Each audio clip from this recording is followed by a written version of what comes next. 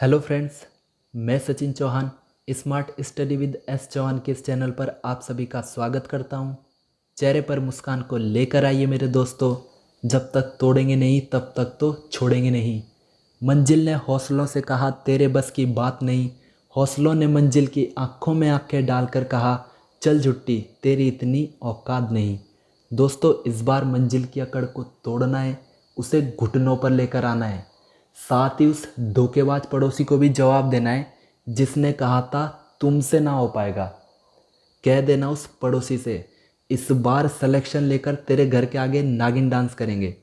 ना संघर्ष ना तकलीफ तो क्या खाक मजा है जीने में। बड़े बड़े तूफान थम जाते हैं जब आग लगी हो सीने में। इस सीने की आग को ठंडी मत होने देना, क्योंकि यही आग आपको एक दिन सफलता दिलाने वाली है। चलिए दोस्त, वीडियो को शुरू करने से पहले मैं आपको वीडियो का इंट्रोडक्शन दे देता हूँ कि इस वीडियो में हम क्या पढ़ेंगे।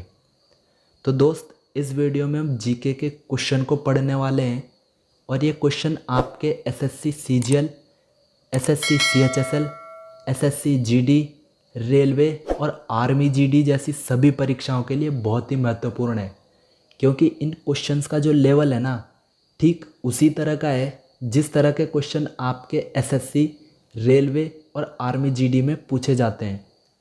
तो चलिए दोस्त, वीडियो की शुरुआत करते एक धमाकेदार मोटिवेशन के साथ, जो आपको ऊर्जावान बनाएगा और आपको आपके लक्ष्य प्राप्ति की ओर अग्रसर करेगा।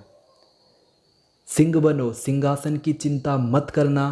तुम जहाँ बैठोगे ना वहीं सिंहासन बन जाएगा, लेकिन उसके लिए आपको पहले मेहनत करनी पड़ेगी। बढ़ते हैं दोस्त अपने पहले क्वेश्चन की ओर, लेकिन उससे पहले मैं आपको दो बातें क्लियर कर देता हूँ। इन दोनों बातों को आप अपने दिल और दिमाग दोनों में फिट कर लेना।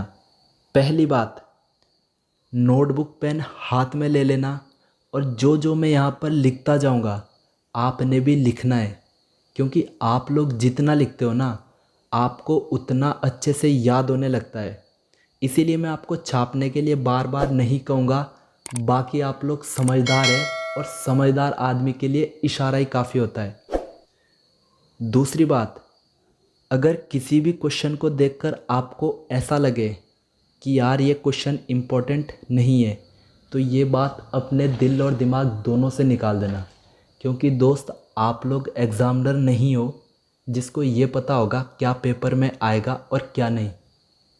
कुल मिलाकर मैं ये कहना चाह रहा हूँ कि सारे क्वेश्चन बहुत ही इंपॉर्टेंट है, इसीलिए एक एक क्वेश्चन को नोट कर लेना।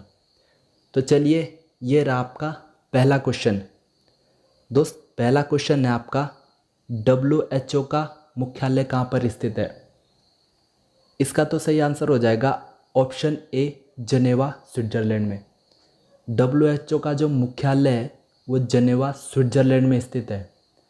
दोस्त, इस क्वेश्चन के बारे में आपने कुछ और बातें याद रखनी है जो अक्सर आपके एग्ज़ाम में पूछ ली जाती है, और वो बातें क्या है मैं आपको बताता हूँ।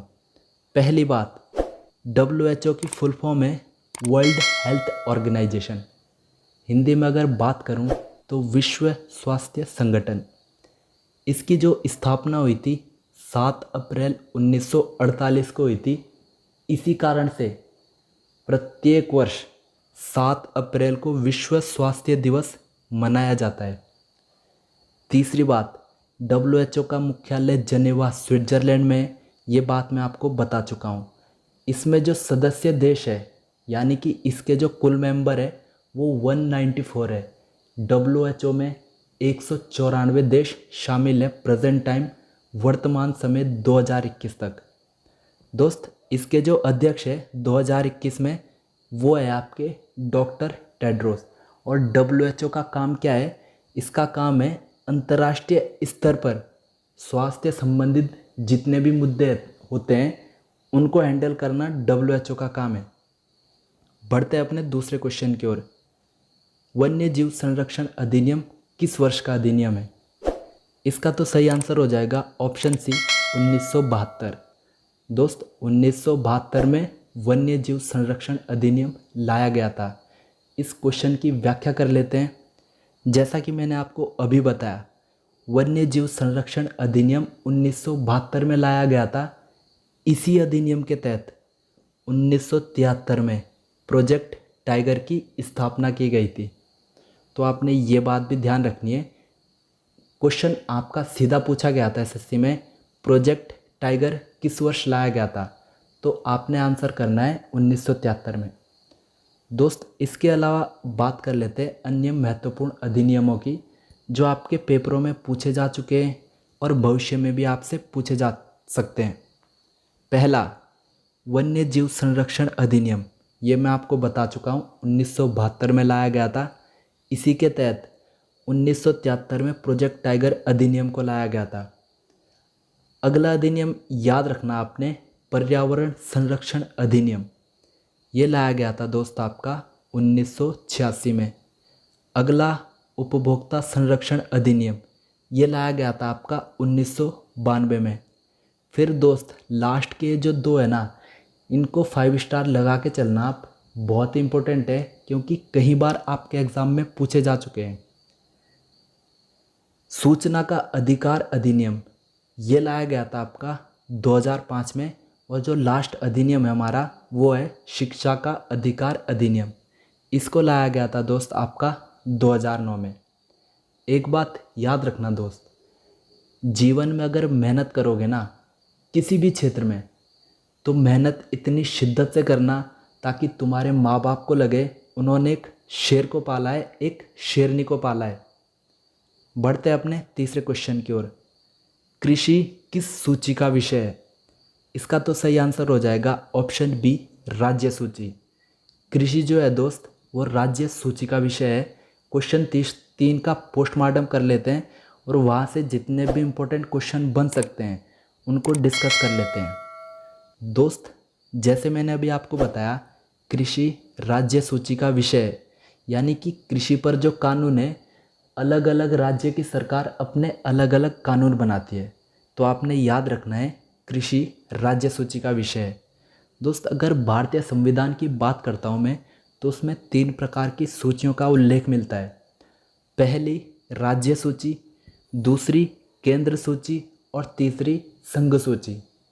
इसमें से जो राज्य सूची है इस पर राज्य सरकार कानून बनाती है।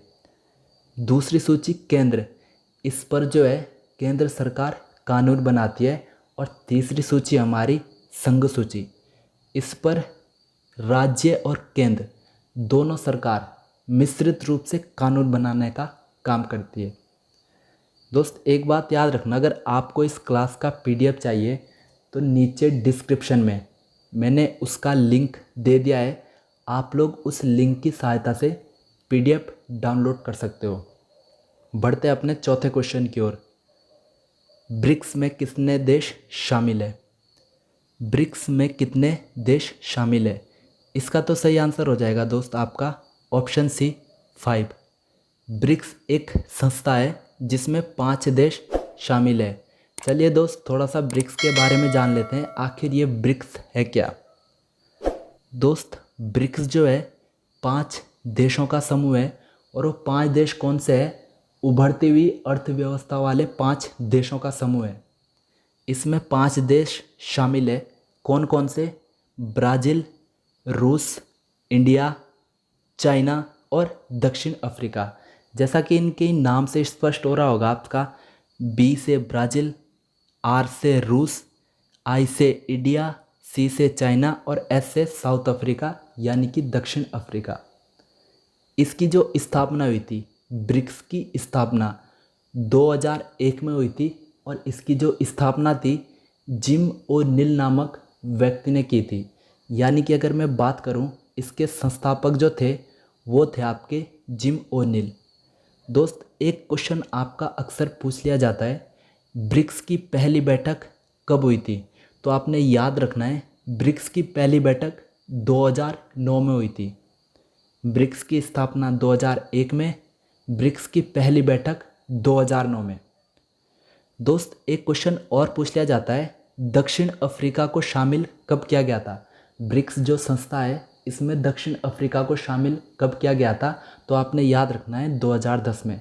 दोस्त 2010 से पहले इसमें 4 ही देश थे, लेकिन 2010 में इस संस्था में, ब्रिक्स जो संस्था थी इसमें दक्षिण अफ्रीका को शामिल किया गया। दोस्त ब्रिक्स की जो एक खुद की बैंक है जिसका नाम है न्यू डेवलपमेंट बैंक। दोस्त एकमात्र ऐसी संस्था है जिसका खुद का बैंक है और उस बैंक का नाम क्या है, न्यू डेवलपमेंट बैंक। और इस बैंक का जो मुख्यालय है शंघाई, शंघाई चीन का एक शहर है, वहाँ पर स्थित है। दोस्त एक बात आपने और याद रखनी है, एक क्वेश्चन जो सबसे ज़्यादा पूछा जाता है, 5R मुद्रा किस संस्था से संबंधित है। तो जो ब्रिक्स की मुद्रा है, ब्रिक्स की जो करेंसी है वो है आपकी 5R। ये 5R क्या है मैं आपको बताता हूँ। दोस्त ब्रिक्स में 5 देश शामिल है और इनकी जो मुद्रा है उनका पहला अक्षर R नाम से शुरू होता है। इसी कारण से ब्रिक्स की जो मुद्रा है उसका नाम क्या रख दिया इन्होंने, उसका नाम रख दिया है 5R। बढ़ते हैं अपने 5वें क्वेश्चन की ओर, जो आज का लास्ट क्वेश्चन है, राष्ट्रीय युवा दिवस कब मनाया जाता है। दोस्त आप लोग कोई सा भी एग्ज़ाम दे के देख लेना, उसमें से एक क्वेश्चन ऐसा सीधा पूछ लिया जाता है, फलाना दिवस कब मनाया जाता है, ये दिवस कब मनाया जाता है। तो ये जो दिवस होते हैं बहुत ही इंपॉर्टेंट होते हैं, इसीलिए आपको याद करते हुए चलना है। बात कर लेते हैं हम राष्ट्रीय युवा दिवस की। इसका तो सही आंसर हो जाएगा ऑप्शन ए 12 जनवरी। दोस्त राष्ट्रीय युवा दिवस 12 जनवरी को मनाया जाता है। क्यों मनाया जाता है, क्योंकि इस दिन स्वामी विवेकानंद की जयंती मनाई जाती है। इसी कारण से प्रत्येक वर्ष 12 जनवरी को राष्ट्रीय युवा दिवस मनाया जाता है।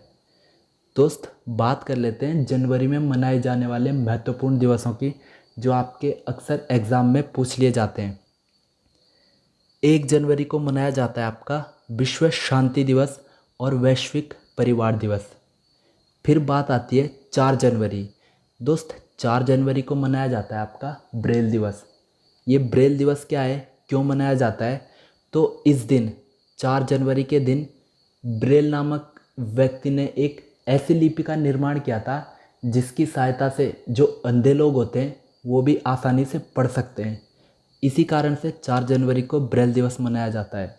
फिर आता है दोस्त 9 जनवरी प्रवासी भारतीय दिवस। 9 जनवरी को मनाया जाता है आपका प्रवासी भारतीय दिवस। क्यों मनाया जाता है, क्योंकि इस दिन महात्मा गांधी जो थे वो दक्षिण अफ्रीका से भारत लौटे थे, उनकी याद में 9 जनवरी को प्रवासी भारतीय दिवस मनाया जाता है। फिर बात आती है दोस्त 10 जनवरी की, बहुत ही इम्पोर्टेंट है। 10 जनवरी को मनाया जाता है आपका विश्व हिंदी दिवस। विश्व हिंदी दिवस क्योंकि 10 जनवरी 1972 को नागपुर महाराष्ट्र में एक सम्मेलन हुआ था हिंदी के ऊपर। इसी कारण से 10 जनवरी को विश्व हिंदी दिवस मनाया जाता है। फिर बात आती है दोस्त 15 जनवरी की। 15 जनवरी को मनाया जाता है आपका भारतीय सेना दिवस। फिर बात आती है 24 जनवरी की, बहुत ही इंपॉर्टेंट है। 24 जनवरी को मनाया जाता है आपका राष्ट्रीय बालिका दिवस। फिर बात आती है दोस्त 25 जनवरी की, इस पर स्टार लगा के चलना, बहुत ही बार आपका एग्ज़ाम में पूछा जा चुका है। 25 जनवरी को मनाया जाता है आपका राष्ट्रीय मतदाता दिवस, नेशनल वोटर्स डे। फिर बात आती है दोस्त 30 जनवरी को। 30 जनवरी को मनाते हैं शहीद दिवस, क्योंकि इसी दिन महात्मा गांधी जी की मृत्यु हुई थी। दोस्त किसी भी चीज़ को पढ़ने का सबसे बेस्ट तरीका होता है, पहले उस चीज़ को पढ़ो, फिर उसका रिवीजन करो और फिर उस पर टेस्ट दो। हमने एक बार इसे पढ़ लिया, अभी इसका रिवीजन कर लेते हैं। पहले क्वेश्चन, WHO का मुख्यालय जनेवा स्विट्जरलैंड में। वन्यजीव संरक्षण अधिनियम 1972 में लाया गया था। कृषि किस सूची का विषय है, तो कृषि राज्य सूची का विषय है। ब्रिक्स में कितने देश शामिल है, तो ब्रिक्स में 5 देश शामिल है। राष्ट्रीय युवा दिवस कब मनाया जाता है, तो राष्ट्रीय युवा दिवस मनाया जाता है 12 जनवरी को। दोस्त हमने इसे पढ़ भी लिया, इसका रिवीजन भी कर लिया। अब बारी है टेस्ट की। आप कितना भी पढ़ लेना, कितना भी रिवीजन कर लेना, अगर आप लोग उस चीज़ पर टेस्ट नहीं देते हो तो आपको थोड़ा अटपटा सा लगता है और चीज़ें कम समझ में आने लगती है। अभी होगा क्या, स्क्रीन के ऊपर आपको एक प्रश्न दिखाया जाएगा और उसके 4 ऑप्शन दिखाए जाएंगे। आपने करना क्या है, उस क्वेश्चन का जो सही आंसर होगा नीचे कमेंट बॉक्स में टाइप करना है और लास्ट में अपना स्कोर चेक करना है कि आपने इस क्लास से कितना सीखा।